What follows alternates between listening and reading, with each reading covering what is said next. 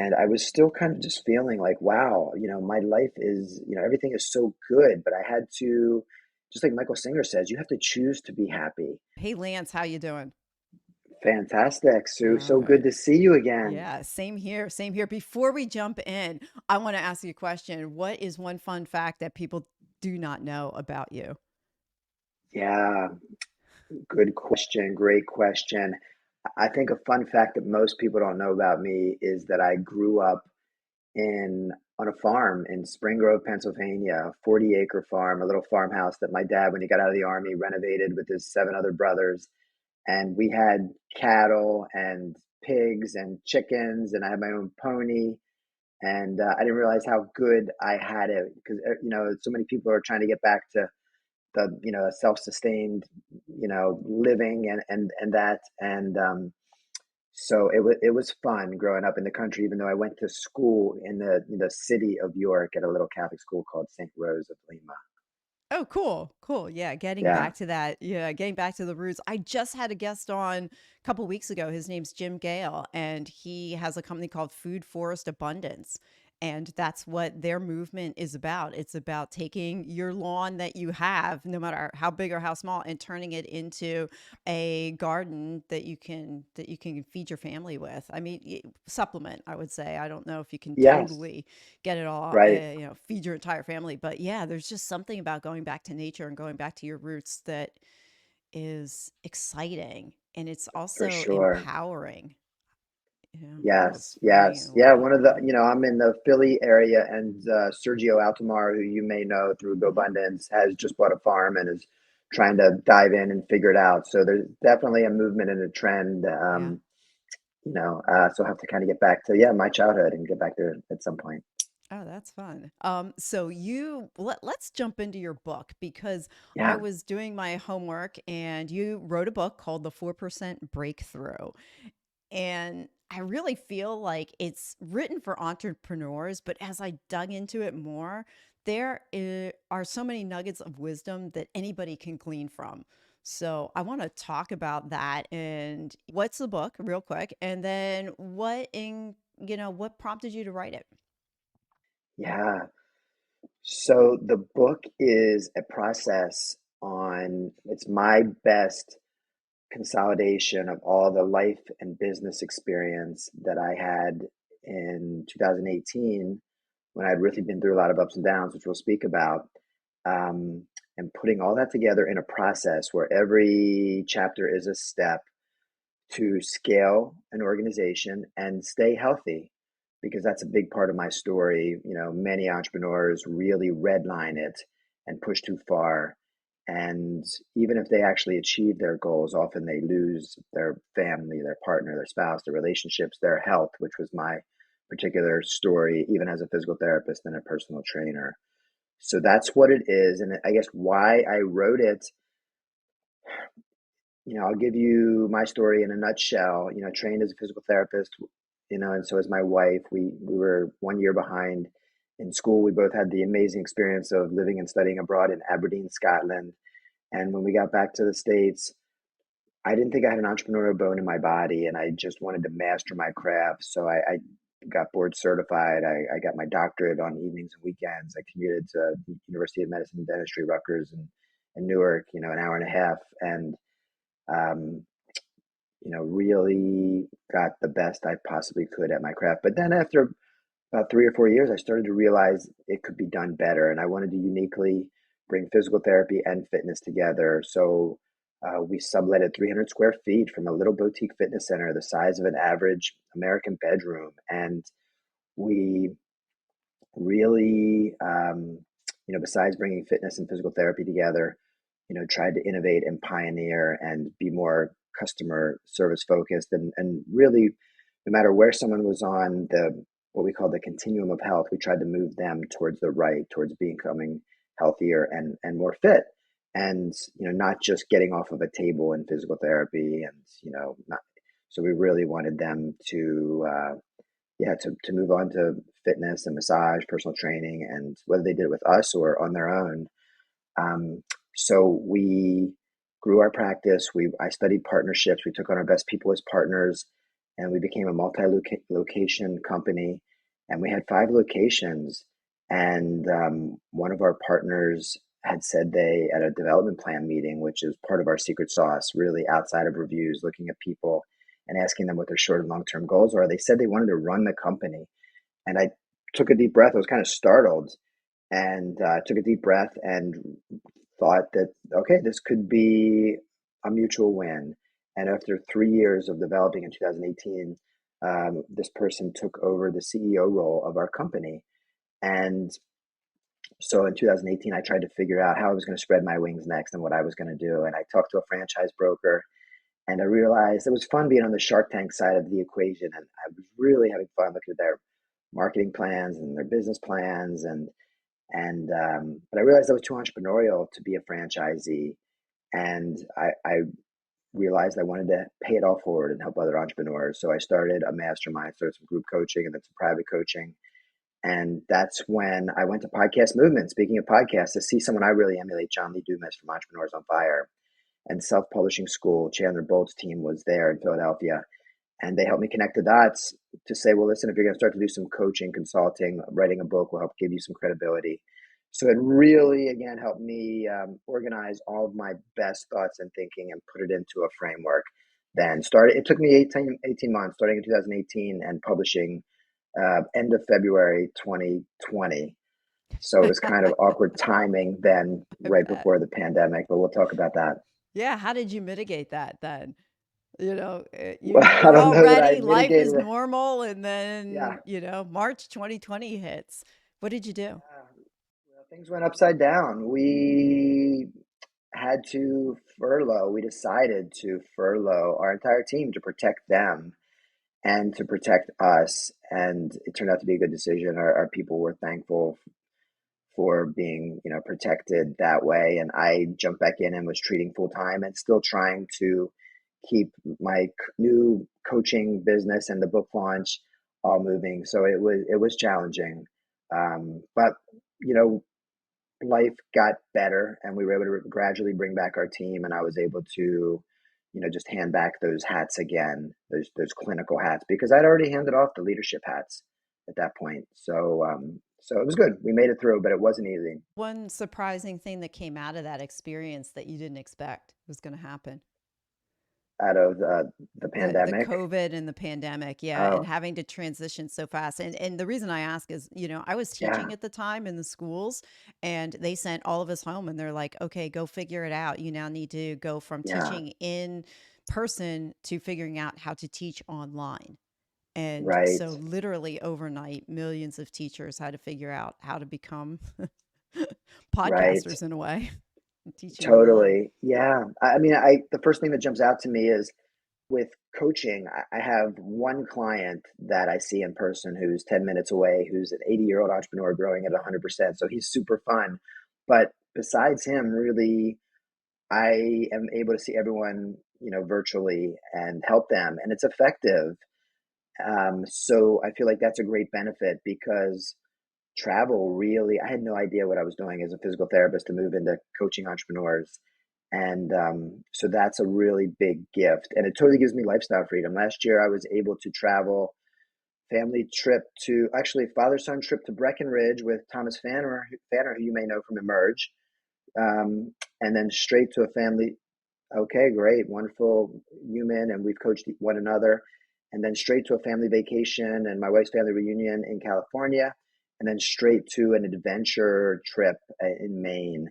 So it was like 15 or 16 days straight, and I did a couple coaching sessions in California, maybe 3 or 4, but it's allowed me to have that lifestyle freedom and geographic freedom as well. So that's been a big benefit.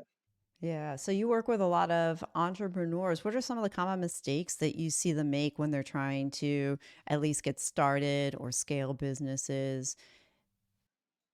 One of the things I'm most passionate about, and I've been surveying, collecting data, is being strategic and creating a plan. Many entrepreneurs go straight to action, and you hear so many thought leaders say, "Just take action, just take action." My mantra would be take strategic action. And I was fortunate enough to write with Emerge. So you know how passionate I am. The three sessions that I did were vision, company mission, and personal mission. And it's that higher level, strategic work before jumping down into your immediate actions. So, again, I was fortunate enough to be mentored in someone that did all the business planning in the 80s for IBM.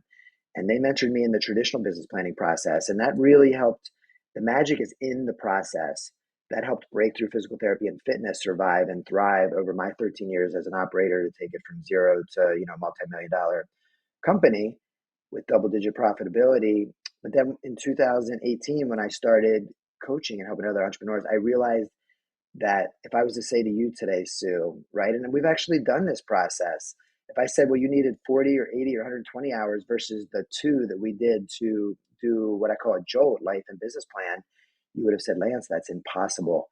So I boiled down, a traditional process into its most important parts. And I did add one step, which is a personal mission. So I want entrepreneurs to really decide what their calling, their purpose, their why, their reason, whatever you want to call it, but to know that first and look through that lens and decide that first. And then, some of those other higher level things we talked about, like the company mission and their vision, their North Star, and then go through, 1 year plan to their actions. But it doesn't have to take a lot of time. So not only creating a plan, but then actually learning how to having the discipline and executing it for all the reasons is difficult. And my survey of about 500 entrepreneurs, only about 10 in the last 5 years that I've surveyed have a plan and use it. So 2% of the people, which is not an accident that that number is close to the number of businesses that fail in 10 years. Only 4% survive 10 years, 96% fail. So that's like the highest level thing that I notice. And really, it's a passion of mine, a mission of mine to actually help reverse that 96% failure to a 96% success. And to me, it starts with planning and getting some skill with that. Hmm. Yeah. Well, I hear in what you were talking about. I want to circle back to and make Yeah, sure that this point isn't lost that it took you 13 years. It took you a while to start building what you were building. And the challenge in our society today, I think, is people want the microwave effect. I want to be an overnight millionaire. And right. we were talking off camera before we started, it Yeah, takes 10 years to be an overnight success. for sure. And it does. I mean, and what you're talking about is no different. The second is you mentioned North Star, and that not only do entrepreneurs need to have that business plan so that they know what direction they're going in. And I think a lot of them, if you're starting something out, you at least have a business idea of what it is that you're doing. But the other component, that personal component, that North Star, can be a challenge for some. So, talk about how you help people get to their North Star. Yeah, yeah. The word mission statement, which is how it's often described, like a personal mission statement, it can be a little intimidating for many entrepreneurs. So the way that I help entrepreneurs quickly get that information is I just ask them to list their top five priorities. And literally within 30 seconds to a couple minutes, we can do that. And thought leaders will often say that entrepreneurs should think about the oxygen mask approach first, like to take care of themselves. But there's no right or wrong answers, but definitely that has to be somewhere in the mix because we so often ignore ourselves. Um, so that's a quick way to get your mission. And then with the vision, even Vivid Vision, who Cameron Herold, many people know, and certainly the GoBundance community and Emerge, everyone is a big fan of, only advocates for, a 5 and 10 year vision. I was mentored in, and I believe, and I just did a 2 day vision course before the last conference in Vermont just last week. And, Aaron West does an incredible job. And I love to, study with the best.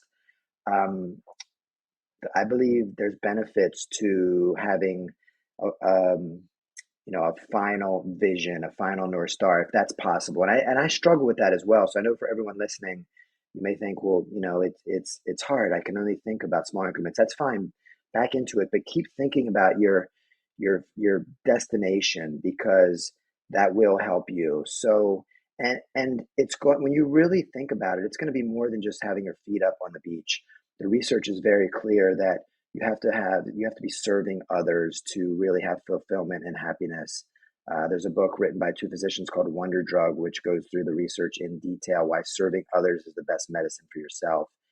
Um, so yeah, so with the vision work, I really challenge everyone listening not just to do a 5 year or 10 year, but to try to think further, right? And of course, everyone wants freedom, geographic, lifestyle, financial freedom, but think about your cause.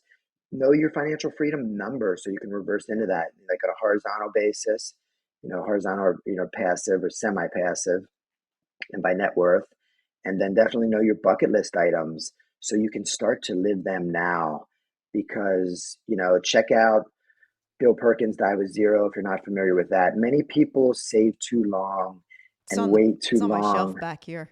Oh my gosh, It was let's a great gain some book. more That was a life great book. It was very experiences. yeah, it was Yeah, humbling to read that, and totally. Yeah. he did a great job at differentiating out between dying with zero, but then also being realistic that you have to expect life to happen too. I mean, you don't want to be broke. You don't want to have a life event happen and not be able to take care of yourself. That wasn't the point of dying with zero. The point was to pay forward what you can now to enjoy, as you said, enjoy life enjoy it now, but also mitigate it out so that you can get close to dying with zero. Lance, what's your ultimate North Star for you personally?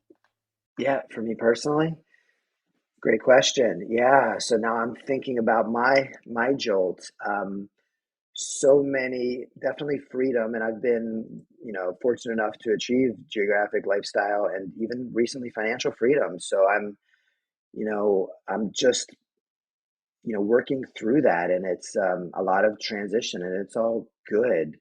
So I am passionate about serving entrepreneurs. So this year, similar to you, Sue, you're so talented, and we talked before the interview about all the things you're working on. Similar to me, I'm staying focused on coaching and serving entrepreneurs because similar to you, I just wrote a manuscript for a book on partnerships. I want to share that with the world. However, my coaches challenged me, Lance, listen, do that next year, release that next year. Let's stay focused on growing, Denali and your coaching. So I'm really focused on that right now. And as I said, my big grand mission is helping totally reverse that success rate from, 4% to 96% for entrepreneurs.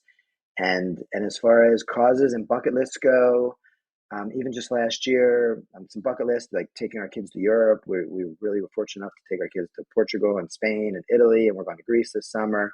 So really trying to die with zero, get more life experiences with our kids. They're already high school age, and they're going to be on their own very soon. I'm passionate about arthritis. I help the Arthritis Foundation. I'd really love to transform healthcare. Healthcare is a big problem, and there's a couple people again in the Go Abundance community, Dr. Prashant Singri, who's got a really grand vision about direct healthcare and not being like limited by the insurance companies and doing what's in a client and patient's best interest.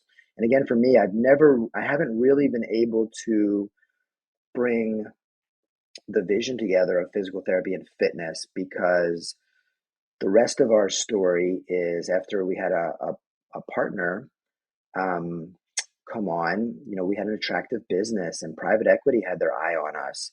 And once you sit down in discussions with them, it's, you really are in a position where it's most likely going to happen. And if not, they were going to cannibalize my best person. So I had to decide if I wanted to jump back in and be the operator or not. But long story short, in 2021, we sold the majority of our business. And that was different than our original vision, which was to create an independent practice where we could gain our wealth and then future clinicians could gain their wealth and the cycle would repeat. So that was good news, bad news. It just wasn't our original story, but it was first world problems. Yeah. How did Um, you feel when that pivot yeah, happened? Yeah, yeah, because it was like well, you're going down the highway and then all of a sudden the car veers and you take this off ramp totally. that you didn't think was going to happen. Talk a little bit Yeah, about that. How did you feel about sure. that? How did you, how'd you deal with that? Because that could be derailing for an entrepreneur when you think for your business sure. is going in that direction Yeah, and then it really because I changes. had this vision, right, that was going to be so special. And again, that's why I want to put the partnership book out to help other entrepreneurs leverage partnerships to really accelerate creating a self-managing company. We did. But yeah, private equity and a sale was not part of this. So I definitely had some seller's remorse, and we hadn't completely conquered this, this perfect combination of physical therapy and fitness. And, I was able to buffer things and create a win-win because I was able to coach the organization, the CEO and the executives and the regional directors. So that was great. I was still involved at a different level because over the last 5 years, 2023 being the first year that I wasn't treating at all, so I was still able to be intimately involved. So it worked out fine, but it was a lot to digest and process. However, in business terms, the recapitalization happened maybe 3 months ago, meaning the next private equity company came in and purchased the current company. So we are even more out, and we're still working out the details, but we are ambassadors, of course, but we may not be stakeholders. So again, that's even more to digest. We're in our hometown where we have two locations and we started the business and we're still the face of the business, my wife and I. So it is a lot. And it's again, great opportunities and we're very, humbly, blessed. However, it's easy to get attached to your vision, right? Which I was speaking about. But you are able to manifest it. The more crystallized you have your personal mission and vision, I know that some of these things certainly didn't happen by accident, right? When I wrote my Napoleon Hill, my Think and Grow Rich, document, I was, I guess, maybe 1 year off, but a lot of it, most of it came true. Wow. Yeah, that's cool. I mean, it is tough sometimes to switch. You have to switch those gears. There's a chapter in your book on building a successful mindset. So let's go into the mindset coaching weeds because, Okay. like cultivating a mindset of resilience and growth and optimism can be difficult for some, because life is going to throw stuff at you. Yeah. I think it's unrealistic to think that life we're going to cruise along and everything's going to be okay and there's not going to be any bumps in the road. What's your mindset approach to managing all that you do in your business, personal life, and health? And you talked about a holistic view because I think as entrepreneurs and even people in general, like you could just be all out on your job or you could just be all out in one area. But what you're advocating, and I've heard in other spaces too, it's not just you need to take a holistic approach. You need to not only go into the business, but your personal life and take care of your health. So, talk about your mindset approach on all those areas and how that's helped you in your entrepreneurial journey. Yeah, for sure. I feel like mindset is the epicenter and our mental health. And, we just discovered that we're both Michael Singer fans, and I've just discovered Untethered Soul and just, consumed it twice. And I'm so thrilled about that and still digesting it and enjoying it and practicing it. So, what I put together is the first section is really some first step and section of my book is introspective thought exercises, really to get into your heart and soul and figure out, some deep things about yourself. So that's a lot of mindset challenge right there. And then the second section is business fundamentals. And again, that's every chapter is a step. So there's 5 steps in chapters. And then lastly is the last step is incorporating health and healthy lifestyle. And the very first step or chapter is mental health, and then nutrition, exercise, sleep, posture. And the things that I would add after writing the book would be more play and laughter, which have a lot of research. So, really, I've got this mindset in the third section, but also the entire first section, you could argue, is a lot of mental health and really understanding yourself. So the interplay is between your mental and physical and even emotional health is so dynamic and so amazing. So with the book process, we kind of start with it, and then we do some business fundamentals, which we talked about the strategic planning that's kind of mixed in there, and a lot of things that entrepreneurs. I guess to go back to your earlier question, that would be the other thing that entrepreneurs need to do. Just get their fundamentals in place earlier. And like a specific thing would be just spend 10% more time on anything you're doing and document your process, capture your process. And then again, incorporating your mental health together within all the lifestyle things, because lifestyle has more and more, research to back it up with our health and lifespan. Peter Attia is diving in on the research, but we don't want our end of years. And I have Bill Perkins, right? With I Was Zero, the research is like modern medicine just extends our life at the end when our quality of life is very low. So if we can extend our quality of life over the years, that will be way better. And the research shows that 70 to 80% of our lifespan and quality of life is based on our lifestyle. And some of the new research is actually showing 90+%. So it's in our control. We can't blame, anyone. We can't blame our parents. It's not all genetic. Right, right. Yeah, you talked about mental health and stuff. What are some tools that are in your mental health toolbox that help keep you running? Yeah. The first one I'd like to share with everyone is what my mentor and coach just called shifting your mood. And even today, I was thinking about it. And, I'm not the type of person that just wakes up like happy and doing cartwheels. My morning routine is important. And I have to pay myself first, right? In kind of, business language. So I read first and then I journal. And And I was still kind of just feeling like, wow, my life is, everything is so good, but I had to, just like Michael Singer says, you have to choose to be happy, right? So I had to just shift my mood and say, oh my gosh, it's a great day. I'm starting off with a podcast and I'm meeting some new people and I've got a, mastermind and some individual clients. Like I am fortunate enough to have created my dream life. And, but even with a, incredible day like today, at least for me personally, I don't necessarily wake up with, doing cartwheels and just singing. So I have to actually shift my mood and declare that I'm happy and decide and make it so. So whatever, quote mood you're in, you can control your mindset and your mood. So take advantage of that, practice that. Check out Michael Singer if you need a little bit more detail. Yeah, yeah, he's big on the mantras. Actually, there's a lot of people out there that repeat mantras to themselves. They come in different shapes and forms. Singer talks about them calling a mantra.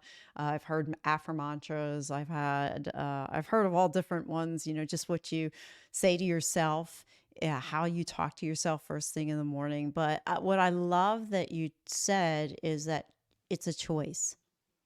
Right. And when we go through life looking at it like most of what we experience in a day and how we react to it, that's a choice.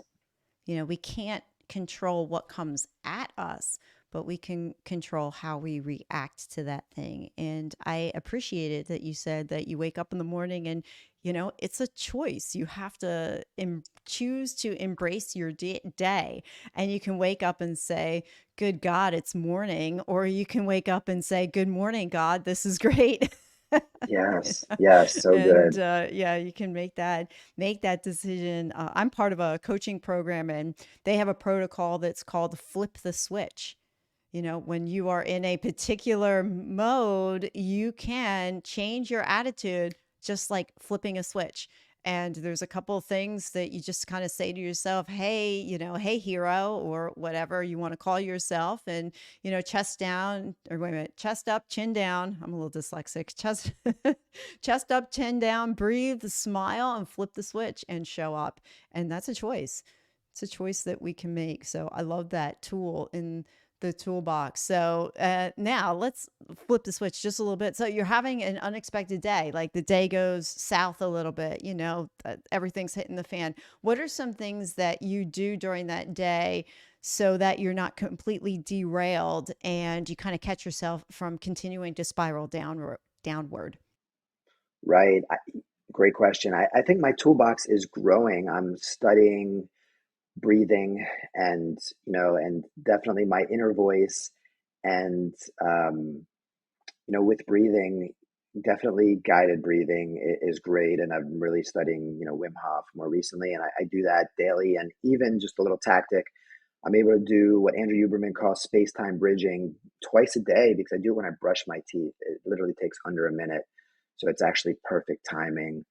So, yeah, so many growing tools to more quickly put myself back into a better place.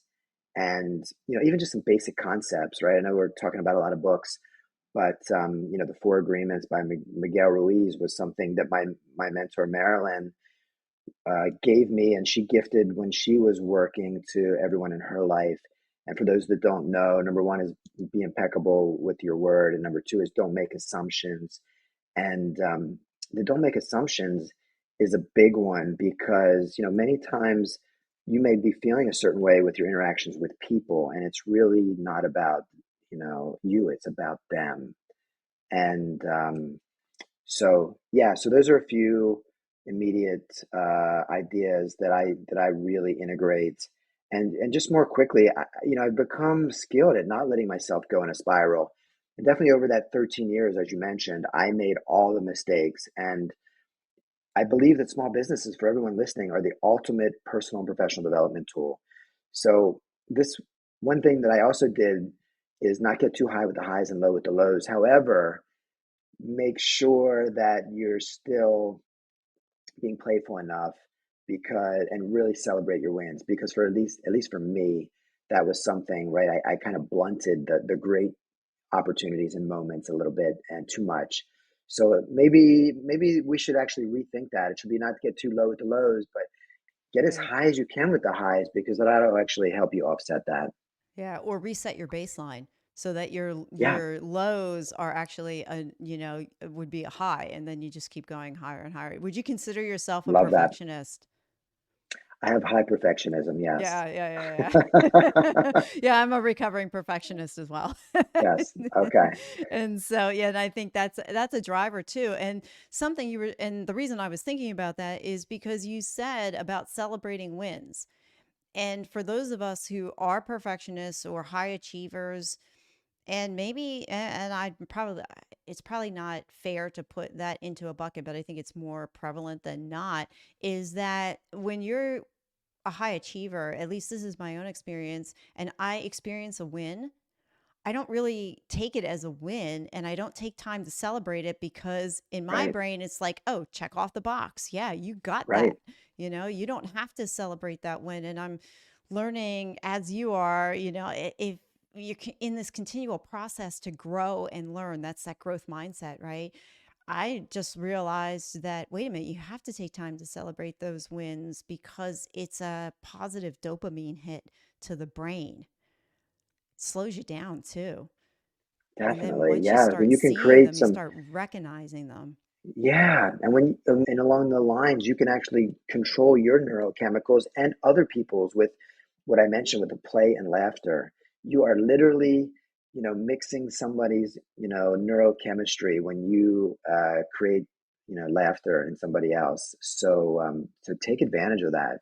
You know what? You just talked about like when your laughter, when you are positive or giving off positive Right. vibes, there is actually now science that backs that. And you probably know more of the science and research than I do. But when you are radiating that positive state, it also because we're energy beings, that actually physically manifests itself out from us as well and can map onto somebody who's close to us. Are you familiar with that type of research and have seen that? Like the law of attraction?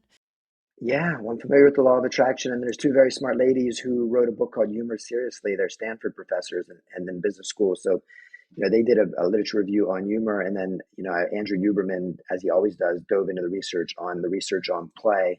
So it's a growing body of knowledge, really, on yeah, positivity and laughter and a playful spirit. And again, this was, I'm acknowledging this was a weakness of mine. I was in the trenches and I'm not, I was never the most talented person in the room, but certainly again, I probably had that farmer's work ethic that we started with, which was probably a little bit of a blessing and a curse because the story that I didn't tell you and everyone yet is my main message. In 2011, we had three offices. and we had about 30 employees, and I was wearing all the management hats. So I was probably managing direct report for 30 people, which is, again, I made all the massive mistakes, and hopefully I can help everyone listening to make less to none. But I was working over 80 hours a week, not sleeping enough, not exercising, just abusing my body. I didn't have the skill, and I was just trying to make it all work. And we had three children under the age of 4. So I didn't know how to handle it all. And my body, had enough and revolted, and my digestive system, my GI system shut down and stopped working. And I was rendered helpless. And I was still treating 12-hour clinical days, 3 days a week, and doing the leadership management work outside of that. So it brought me to my knees, literally. And I was either in the bathroom or embarrassingly running to the bathroom. And I had to see specialists and rule out cancer, celiac, Crohn's. It was terrible. And again, that's why my message, fortunately, it was temporary, is to, do follow the 4% breakthrough process. Really, that's my gift to the world, to create a healthy business where entrepreneurs can get paid for the roles they have and double digit profitability beyond that, and create a healthy business that's actually a valuable asset that they could keep their profit generating machine or sell it. Wow. How did you get yourself out of that low point? What was one of the turning points for you when you were having these issues in 2011? Yeah. I mean, fortunately, a friend of mine just recommended the brat diet just to try to be able to consume calories. I had to eat what, bananas, rice, applesauce, and toast, I guess it was. And even then, I was so stubborn. I can remember being at a diner with a physician. I was scheduled for a marketing meeting, and I was acting like nothing was wrong and still trying to push through. So and I was eating, bananas and toast, and just trying to make it. So yeah, getting that basic nutrition, but I had to slow down, right? You have to slow down to speed up. So I really had to get my house in order, and and my personal health, because going back to like a part of the theme of our today's conversation, what's most important, you really can't serve anyone else unless your cup is overflowing and you have your own health. So my personal priorities, number one and two for me, would be health number one and relationships number two. And my mentor, Marilyn, who I keep speaking about, she, for her, number one was relationships. She talked about how relationships really energized her.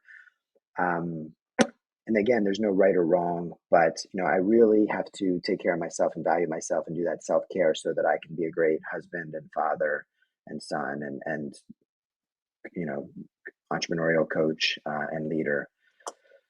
Yeah, so let's talk about building powerful relationships then, because as Yeah, an entrepreneur, it can be really hard because you feel like you're on an island, and then other times you're coming yeah, across so many different people that cross your path, and you can't invest deeply in all of them, but yet you meet a lot of really neat people at the same time. So talk a little bit about your experience, how you cultivate strong relationships, how you choose some of those strong, who you choose to have a strong relationship with, and what's in your toolbox. right. I mean, such a good question. And I hear it coming up right now in the entrepreneurial communities, people struggling with it. Everyone wants to up the 5 people they spend the most time with, right? Jim Rohn's famous statement.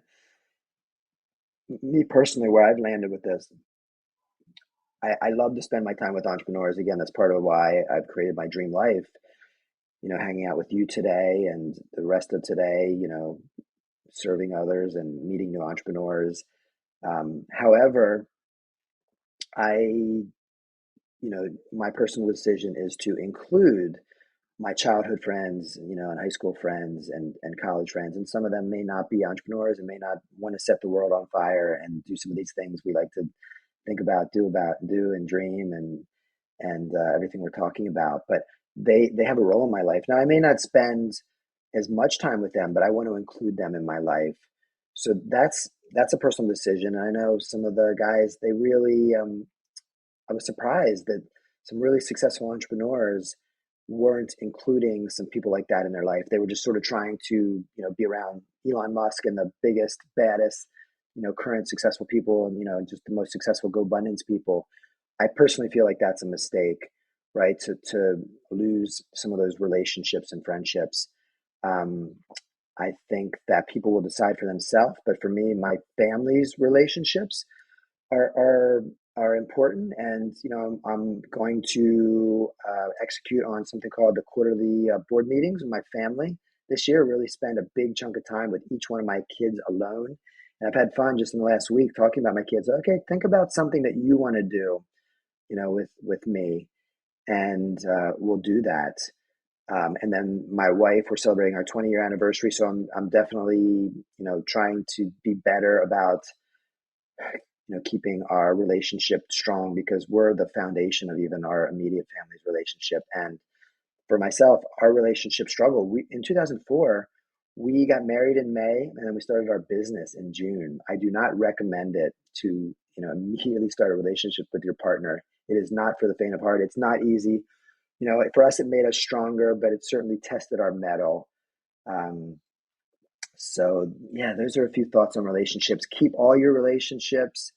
You can definitely be selective. And certainly, if you do some strategy, like intertwining a lot of the messages we're talking about today, um, you'll know what to say no to faster. So do not say yes to everything. That's another big benefit of doing taking strategic action, right? If you really know what your mission and your vision are, everything should be aligned. Say no to anything that does not align all the way through your planning process. I've heard that before. That's a good suggestion. Just, because every time you say yes to something, you say no to something else.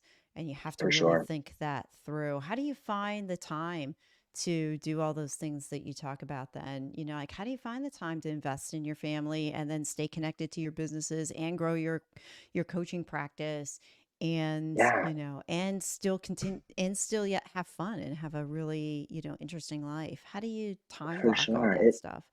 It's not easy, and I still struggle with it, right? I have to manage myself because, I had a near, burnout episode, and that's the beauty of having accountability of serving other entrepreneurs and being an anti-burnout expert. So it helps keeps me accountable to do the right things. Now, specifically to answer your question, in the 4% breakthrough process in my book process, step 5, chapter 5 is where the rubber meets the road. And it's what I call a success schedule. And it's exactly what you said. It's a time map. And I have people commit to their priorities, their non negotiables, when they're going to sleep, when they're going to exercise, when they're going to have time in their relationships, when they're going to work on the business, right? Not just technician work. So whatever those non-negotiables are, like declaring them, and at least you have a roadmap, a framework. And of course, no one is going to follow it 100%. But if you don't have, some type of plan, 80% or better is probably success. And then of course, every week you'll continue to reevaluate and adjust your success plan and your life, and just you'll get better and better. But it'll never be perfect.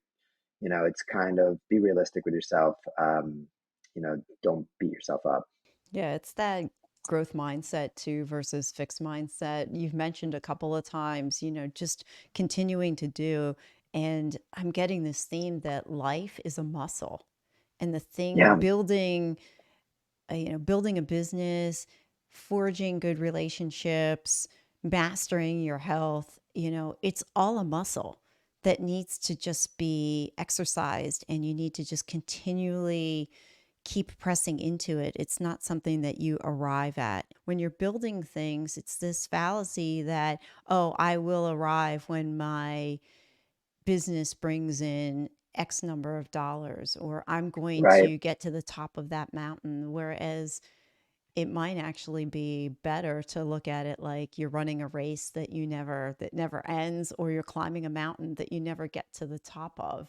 And then it just Yeah, continues, like you just continue to grow and keep growing. totally. I would agree. Yeah, I think we're scaling mountains, and we're going to keep moving on to mountains. We've never arrived, and we do need to, as we've spoken about, celebrate those wins, and we do need to be the person we want to be. We can't put off impact in the causes that are important or contribution in philanthropy.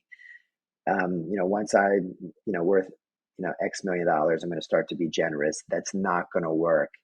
You need to be the person that can support your mission and vision, and start today, because you really won't arrive until it all comes down. We're the limiting factor, right? Our development is the limiting factor. Yeah, talk about developing yourself, like one's personal development, because I know you have a coaching company and you mentioned your coach a couple of times. Talk about the importance that your coach has played in your life and, building your coaching company as well.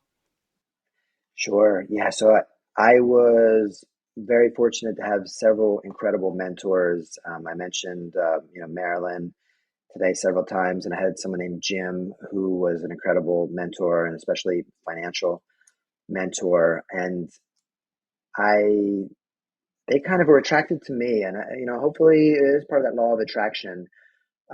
Because what I recommend for everyone listening is to seek mentors, because great people will be attracted to you when you really are authentic and you are, doing your best, and people will want to help.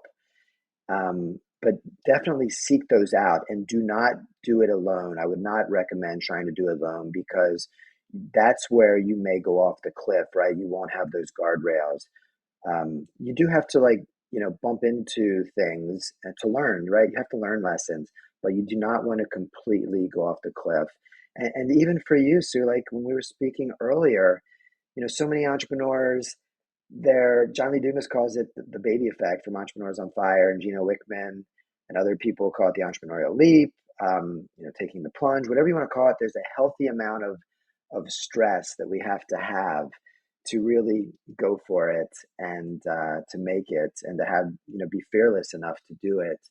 So yeah, get some mentors in your life. And even for me, I asked John Lee Dumas in 2018 to be my coach and mentor, and he handed me off to someone wonderful named Cloris Kiley, and we worked together for a period of time. And then there was a period of time where, for 4 or 5 years, where I haven't had a mentor, and I just in November started again, and I'm really thrilled to do that. So I do think, having coaches and mentors, people that are, what John Lee Dumas says, at least 1 year ahead of where you want to be.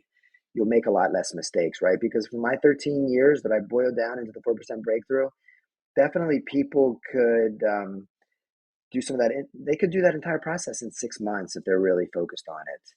6 months to a year. Maybe not a full self-managing business, but you can really get a lot of infrastructure and fundamentals in place and start to have a life, right? Because what I call it is no life syndrome. It's very easy to just, you know, burn it on all ends, and just have, like you said, no semblance of a life. I think you might have said that in our pre-talk. You just didn't have time for yourself. Yeah, yeah. I mean, yeah, that's the season that I'm in, and as we're talking, I'm Yeah, realizing that okay, wait a minute, I need to infuse a little bit of fun in there. But honestly, for me personally, podcasting is not work.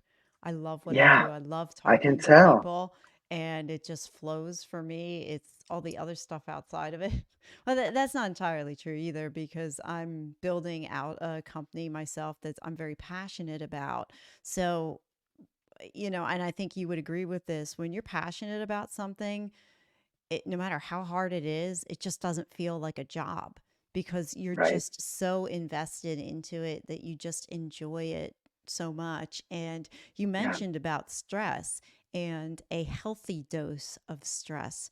And Right. as you're growing something, I think that healthy dose of stress needs to be there, because if it's not, I would think you would revert back to being comfortable and complacent, and then you really wouldn't want to grow anything at all. So there's that good stress in there to propel you forward Agreed. versus the bad stress. And I can see Yeah. where a good coach or a good mentor can keep you focused and keep the guardrails on to keep you from going in down holes that you don't want to go down. And funny story, my coach did that to Yeah. me. I texted him about a month and a half ago, and I said, "Hey, I think it'd be a great idea if I bought a coffee shop. That sounds like a lot of fun to me. What do you think about it?" And I think it took him about 6 seconds, and he texted back this long string of no's.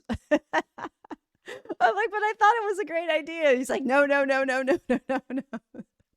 And I was That is thankful very for that funny. because, he kept the guardrails on for me in that moment because I Yes. thought, oh, I would Yeah. love to do this. I would love to run that. And he knows what direction I'm going. He's like, no, don't do it. Don't do it. With the right point in your life, I mean, there's a lot to be Yeah. said. I'm just learning about acquisition entrepreneurship, but it sounds like you have a lot of exciting stuff going on with Yeah. your Yeah. He's like, podcast yeah, and you don't need that.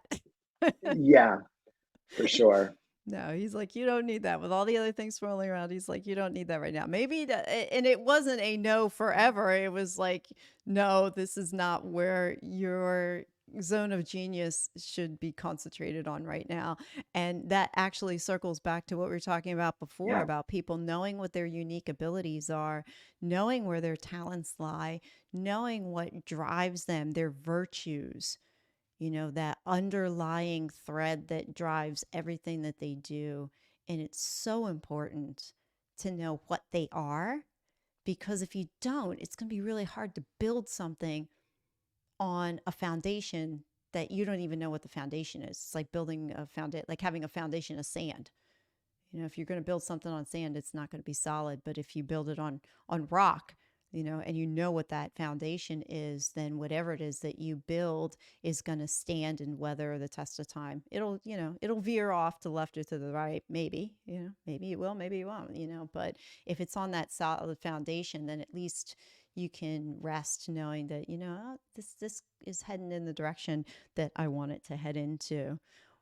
But what were some things that you thought would be hard about building your business and turned out it really wasn't? And then flip it. What were some things that you thought would be easy and then wound up being a lot more challenging for you?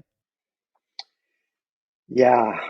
You know, there's very few things that sort of I can think back on that seem to be easy. However, easier, I guess, strength of mine is building a team. So, and even marketing. My mentor Jim just sort of, recognized that I'm a natural people person, and as I was talking to patients all day long, I was just letting them know about all the exciting things that we were doing, which was basically marketing. We're doing this, event this Saturday, and having this health fair, and all those things. So I was lucky. We were lucky to really have some of the best and brightest attracted to us, and I think that ties into our unique plan of having a partnership track as well. So consider partnerships and definitely do all the little things to attract and retain the brightest people on the planet because you're only as good as your people. So that was a little bit easier for me. As far as some things that were harder that I would have thought would have been easier, you name it. Often, leading a group of people is it felt like herding cats. It was just so difficult. I guess just like most entrepreneurs listening, like you hear consistently about writing your processes. And I had been familiar with Michael Gerber and the E-Myth early on, and I started some processes, but then we got some talented people, and I fell victim. I got too complacent, and I didn't finish that, and then we became people dependent, and we lost a couple of those great people, and everything went to hell. So then we finally got back on track, but it was really for us a massive effort to get all our processes in place. And to me, it's not a process unless you have it in writing, everyone trained, and then there's a process to manage your process, and which includes updating them. And your processes can fail at any one of those points because, for example, as soon as someone in your team doesn't follow a process and it's ignored, then that process is history. It's gone, right? Even if something as simple as a call out. If people are texting you on a Sunday night at midnight instead of, emailing, the day before or whatever the the case may be, again, you will have no life when you're getting text at midnight and you have your phone in your bedroom and those type of things. Yeah, yeah. I mean, that system and processes from an entrepreneurial perspective sounds overwhelming to Yeah, do. But as you're saying, it's really important because as you're building, and especially if you lose your people along the way. yeah, yeah. And it really, in my opinion, only needs to take 10% more time than it would take to Yeah. next time you're doing something. Just take an extra 10%, make a checklist. That's fine. That's a perfect, first step in a process. And as a compliment to your team, all the roles they're doing, first of all, ask them, to list out their responsibilities of the day and then decide what the priorities are. And then show them one example and have them write the processes for the roles they're having. They're going to feel good about it. They'll be able to go away on vacation and someone will be able to fill in for them. There's lots of win-win benefits. Yeah. Yeah. How does that translate to like daily life? Suppose somebody is listening is like, well, I'm not an entrepreneur. How can what we're talking about be incorporated into just, normal everyday life? That's a great question. I was just thinking about this over the weekend, how many household leaders, which probably more traditionally are women, are really incredible leaders because the average household, I mean, we have 3 children, so a house of five is there's an incredible amount of activity and moving parts and chaos. So yeah, at home it's the same thing. If you need to make sure you're taking time for yourself, have your success schedule to for some self-care, and definitely you'll be able to delegate the shopping list if you have the right shopping, the grocery shopping, if you have the list and which stores. So it's basic processes. It really will translate, and even creating some boundaries um, on when your children can should go to bed, or if they should be, if you're having some finally having some quality relationship time with your partner, and the kids just whatever, if you're doing a date night at home and they barge in on you. So all these same principles do apply for sure. They will help you with life as well. If you could go back in time to your younger self and give yourself a message, what would it be? Great question. So many things. I learned a lot of lessons in my 13 years as the operator before handing that off, and now starting a new company. I think it would be to give myself a little bit more grace and space. Again, with that high perfectionism, and it sounds like we both suffer from slash benefit from it. It was easy to be too hard on myself over the periods of time, and no matter how low opportunities get, like things will pass, whether it's the you're getting sued, whatever you think the worst case scenario is, and there are some bad ones, and you will be shocked. Pandemics, we had 5 locations, and we had to close down 3, and I'm standing alone in a 6,000 square foot facility of myself, with a massive expensive lease.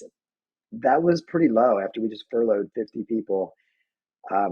You No matter how strategic you are, you will not be able to predict everything. So give yourself a little grace, keep yourself healthy, and you will be able to continue to be David and against Goliath, and continue to conquer one day and one battle at a time, especially when things get tough.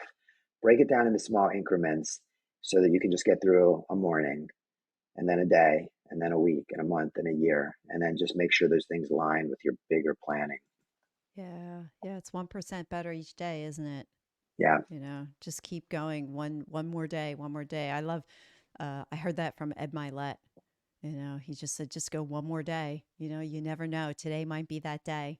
One more day. That's it. Just for one more. sure. Just It's one more. compounding. Yeah, and Yeah. 1% compounds. Yeah. Yeah. I mean, and that's another, it goes along with that saying, it takes 10 years to be an overnight success. Right. Did you ever think that what you started building way back, what was it, 2004, would be Correct. where you are today? No, I mean the Breakthru brand is now 12 locations, and, well over hundreds of employees, incredible team. So no, and I did not think it would be an asset that the smartest, most successful business people would be, you know, uh, breaking down our doors to try to, buy from us, and partner with us. Yeah, I couldn't have. Yeah, no, it's wonderful to think backwards to where we started. It took 6 months. I remember so many things about 2004. It took us 6 months to negotiate this little 300 square foot sublease, right? All the things are, the landlords wanted us to be tied in, that if the fitness center we were renting from failed, we had to take over the lease. And, so many challenges getting started. So yeah, we've come a long way. Again, you entrepreneurs and really successful people listening, I'm sure many of you can relate to wherever your goals and targets are, to feeling, some frustration that you're not quite there, and but really look back on what you've accomplished, and I think that perspective will, tie into the mindset that we spoke about, will really keep you energized and thriving, and keep you mentally in the right place.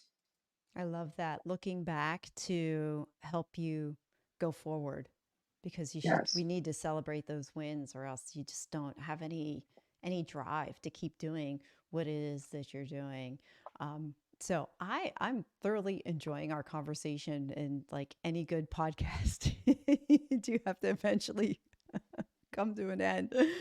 So I like asking all my guests the same.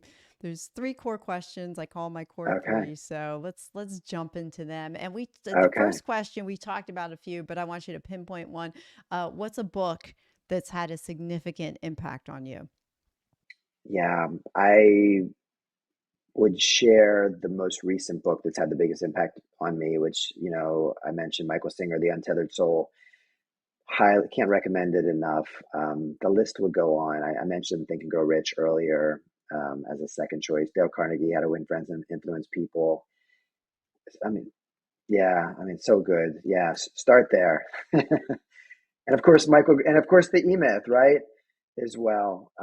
To really systematize your business, think of it like as a franchise. Check that out as well when you're able to. Yeah, that's a great book. What's one question or topic you wish I would have asked about, and how would you have answered the question or expanded on the topic? Yeah, I feel like we've talked about all the main messages I like to share.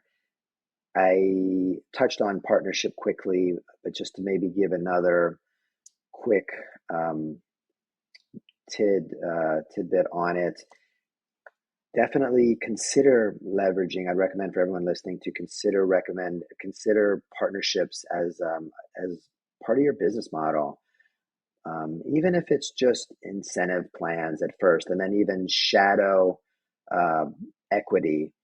And then if it's a good fit, partnerships are a great way to create a win-win. You can have your best people, do big things in the company. And as I mentioned, someone that started off as an intern and then became a physical therapist and then a manager and then our director of operations and our COO and then our CEO. It was really a fun ride, and that accelerated self-managing company where I was able to spread my wings and do all the things that I talked about today that I'm just loving, coaching and having more, lifestyle and geographic freedom.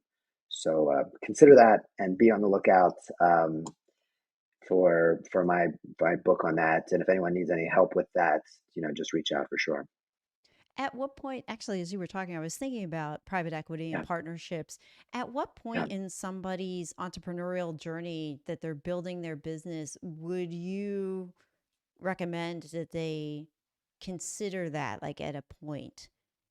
Is there a So particular what I size or number of people? Yeah, great question. I think when your vision work, right, you'll know whether you want to build something to keep or something to sell, if you want to keep it and have legacy. So that'll help you, know the answer. But even if you want to have legacy and you want to keep your profit generating machine, I recommend early on, right now, no reason to delay, to know your industry and how companies are valued, because you always want your business to you want to have leverage, and you just want to know that you have a valuable asset. I've seen so many entrepreneurs just in our plaza in the last 6 months. A an incredible entrepreneur who had a 35-year-old business had to close it down. She wasn't able to sell it, and of course, right, we all know people that have had to do that. So no valuation, and that'll help you think about even the name of your business, not to be Lance Knob's Physical Therapy, right? So create a brand, get your processes in place, start to have a life, build some value. It all happens together. So yeah, again, some of that strategic thinking, and these are just some of the ways that it can really have some tangible benefits to you. And yeah, no reason to delay. Yeah. Yeah, that's some great advice there. I love it. So as we close, what is one small step that someone can do today that's going to help them change their tomorrow? Another incredible question, Sue. You are so good, and this has been so much fun. I think that I am starting to do some more speaking, and I just did a talk in Toronto, and I really put my heart and soul into my talk. And the the call to action and the main part of the talk, it was experiential. I shared with people how to do a combination of meditation, visualization, and guided breathing all together. So I guess you would call that, really vision work. So really dream and create your dream life, and then you will be amazed how it will become possible to achieve it. But you have to know your dream. And I feel like a great example of this is Arnold Schwarzenegger, his recent documentary called Arnold. He had a clear dream on his bodybuilding goal, and he achieved it. And then he had a clear dream on being a lead actor, and he achieved it. And then a clear dream on being, a world-class politician, and he achieved it. So that's where I would start. Really, eyes open, eyes closed, get in nature, but just go have fun and dream and play and figure out what your ultimate goal is, your end vision, and then go make it happen. Oh, I love it. I think that's great. And you've built a life like that too. You set your dream and then, we talked a lot about that. Thanks for sharing that. How can people find you, reach out to you? Yeah, thank you for having me. And everyone listening, please follow Sue and subscribe to the podcast, Small Steps, Big Wins. And she's got some incredible guests coming up. She was telling me about it and has had some incredible guests, and she puts her heart and soul into the podcast. So yeah, please follow and subscribe. For me, you're welcome. For me, Denali Consulting Team.com is our website. And my social handles are pretty much Dr. Lance Knaub, LanceKnaub, on most socials. And for anyone that really wants to see the framework of the jolt that you and I did, the life and business plan, for those people that actually check it out and complete a first draft, I'm happy to do a 30-minute strategy call with you to help fill in any gaps. So that would be Denali Consulting team.com/jolt. Check out that fast and functional framework and go ahead and think about your mission, your vision, your company mission, your critical success factors, and then even your 1 year goals. And I'd be happy to help you create a completed first product of that. Perfect. Lance, thank you for the gift of your time. This has been incredible. Thank you so much, Sue. Look forward to talking again. Can't wait to see you soon. Same, same. Thank you for listening to another episode of the Small Steps, Big Wins podcast. I value your time with me and I seek to make every moment count. In order to make lasting change in your life, listening is usually not enough. So I want to ask you, what practical steps are you going to put into action today as a result of listening to this podcast? Remember, any step, any action, no matter how small, starts your journey to a big win. And if you're not sure where to get started, check out my website, personalcoachfinder.com, and find someone who can help. Remember, life doesn't get better by chance, it gets better by choice. Take small steps today and make your life awesome, friends.